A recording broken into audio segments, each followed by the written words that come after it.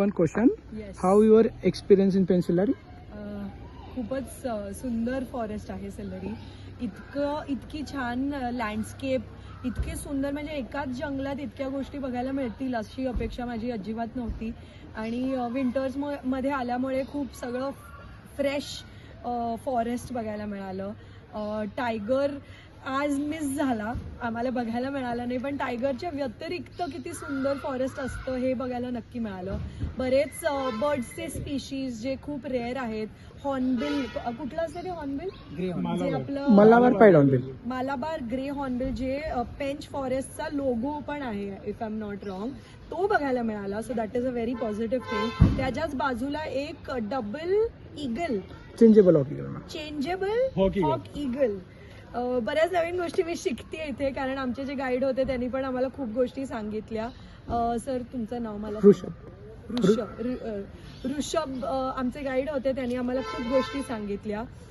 तहीर भाई ज्यांच्यासोबत आम्ही आलेलो त्यांनी ही आम्हाला खूप गाईड केलं. सो आम्हाला एकंदरीत खूप नॉलेज घेऊन आम्ही परत चाललोय.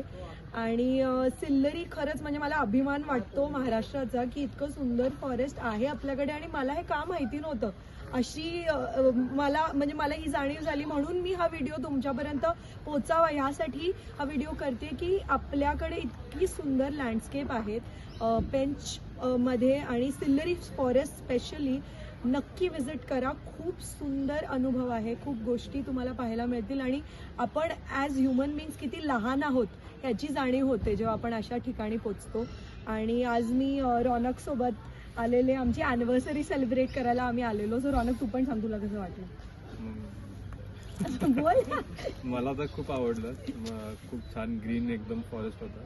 जस्ट आय थिंक थोडक्यातच आम्ही 2-3 टायगर्स मिस केले, पण बाकी अदरवाईज टायगर नसल्यावर बाकी फॉरेस्ट खूप आम्ही प्रॉपर बघून एन्जॉय करू शकलो. स्पेशली ते बॅम्बू सेक्शन खूपच सुंदर होता, खूपच सुंदर. म्हणजे असं वाटतं सडनली तुम्ही एका एअर कंडिशन्ड एरियामध्ये आला आहात.